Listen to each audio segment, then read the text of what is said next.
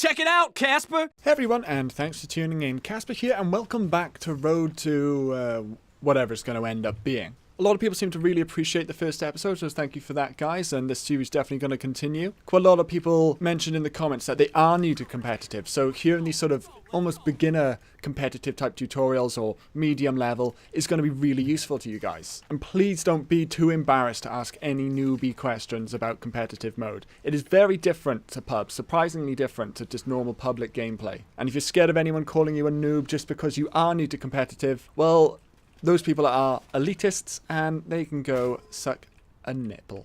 It's got a really cool game here where I actually end up playing medic. You'll see that for some reason our 6th member hasn't actually joined. Obviously this is still beta, so there's a few technical issues going on. And medic is probably the most important class in a competitive game of Team Fortress 2. Whilst pretty much every single other class can put out damage in one form or another, medic is the only class that can really heal in a distributed kind of way, so it's super useful to have a medic on your team. At the start of the round here, it's very important to make sure that your jumping classes are overhealed, people who are hurting themselves to get to the middle ground faster. Whoever gets to the middle ground the fastest, in terms of which team, then that team has a higher chance of winning that first point, which can often lead to winning the game. So making sure that those teammates get to the midpoint at full health, if not overhealed, is one of the first jobs of the medic. I communicate to my team where I'm going to be stood, so whilst it's probably not safe for me to go to my teammates to heal them, I let them know where I'm going to be so they can come to me to get heals. It's not necessarily a foolproof strategy,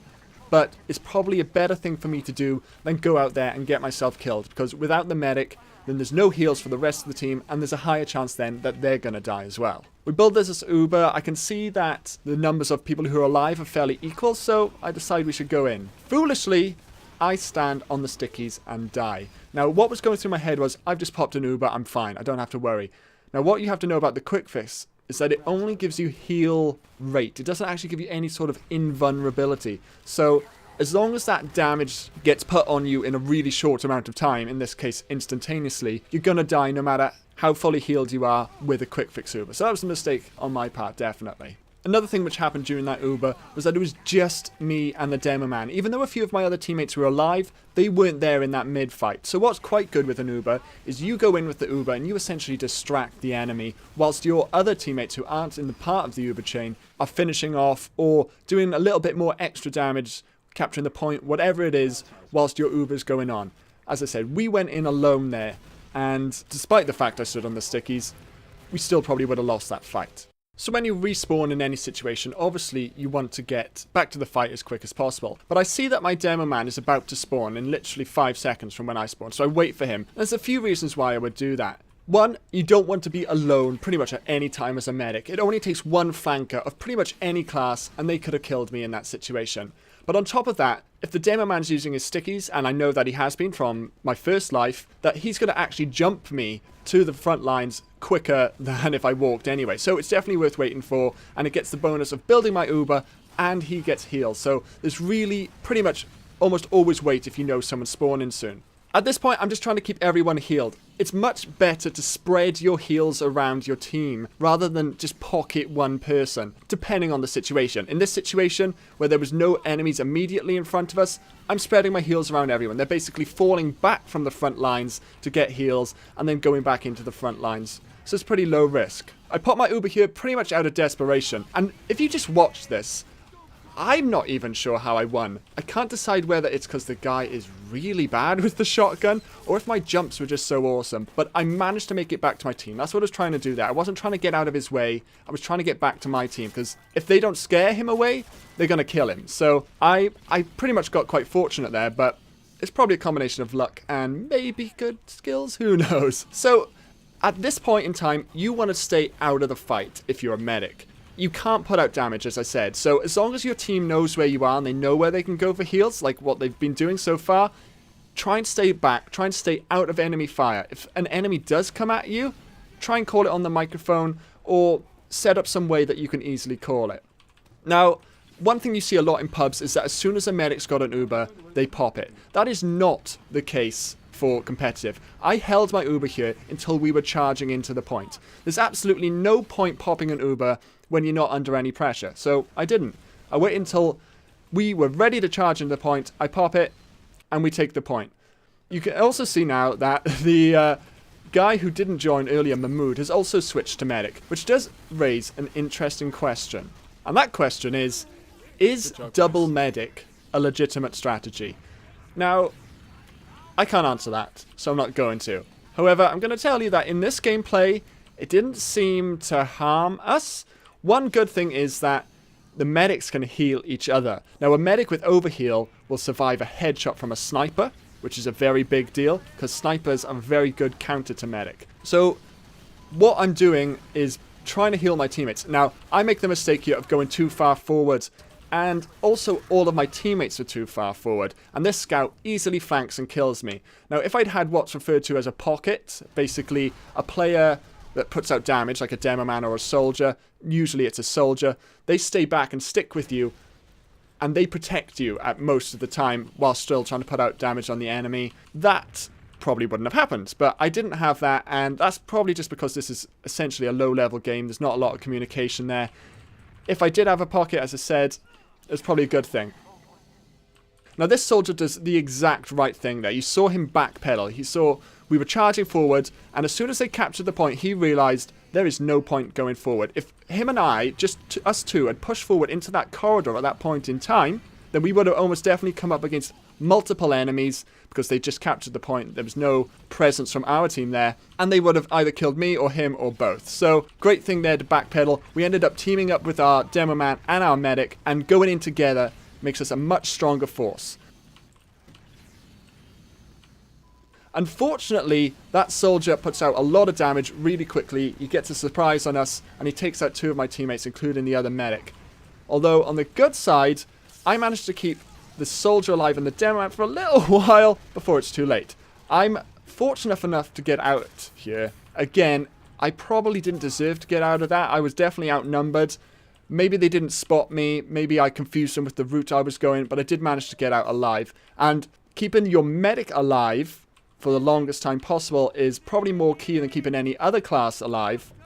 And just to stop that sentence there, because this medic, the fact that he'd overhealed me actually made me survive that rocket. So the double medic strategy actually paying off there for a second.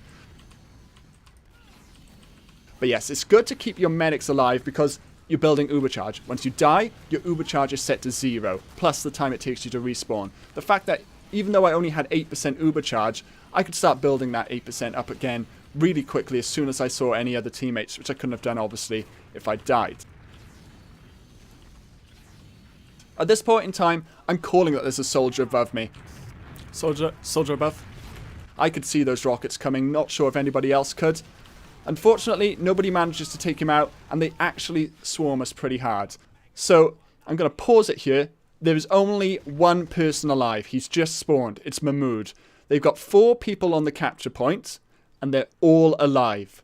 What should you do, Mahmood? Now, obviously, he's been listening to my tip at the earlier part of this video, because he's waiting for a teammate to join him. Whilst in most situations, that's a great idea. What he's failed to sort of accept is that they can get on to that point. Now, I don't care if you're going to die on that last point by trying to defend it. It is so much better to stand on that point and sacrifice yourself if it saves 1 second of capture time than just let them capture it. If he stood there for 1 second, maybe Scrubby could respawn, and Redar, the 2 soldiers on our team, could have respawned. They could have got to the point. They could have saved another couple of seconds. By then, our scout would have respawned, I would have respawned, and we could have potentially saved the situation. Instead, what happens, he just waits.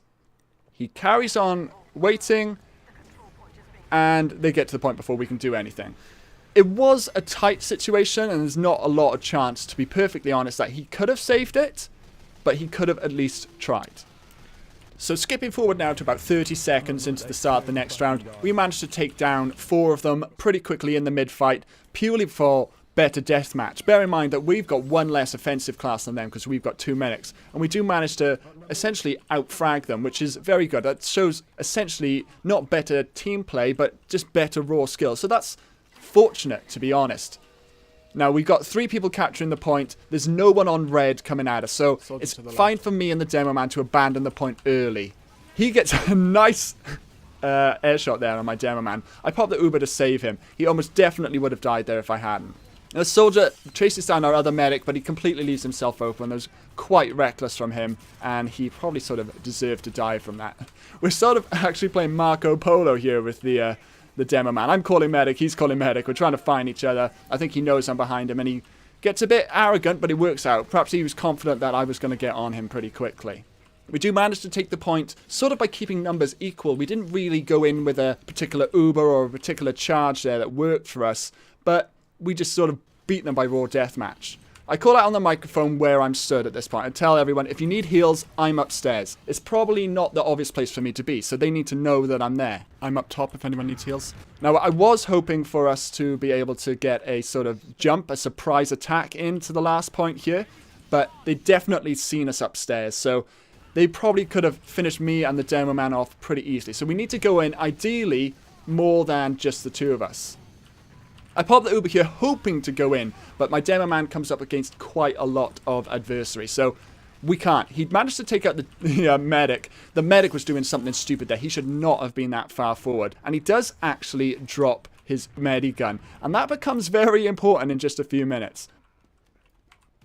I keep the demo man alive here with the scout. The scout definitely outplayed the demo man there. The demo man wasn't putting out much damage on him, but the scout knows as soon as he does damage, it's getting healed right back. So now I've picked up the normal Uber gun and I call it out to my demo man. To be honest, he probably doesn't care, but I'm just spamming M2 to pop that as soon as it builds. They probably start getting quite scared. You can see they are trying to fight us, but we're putting out way too much damage. The rest of my team comes in and we capture that final point.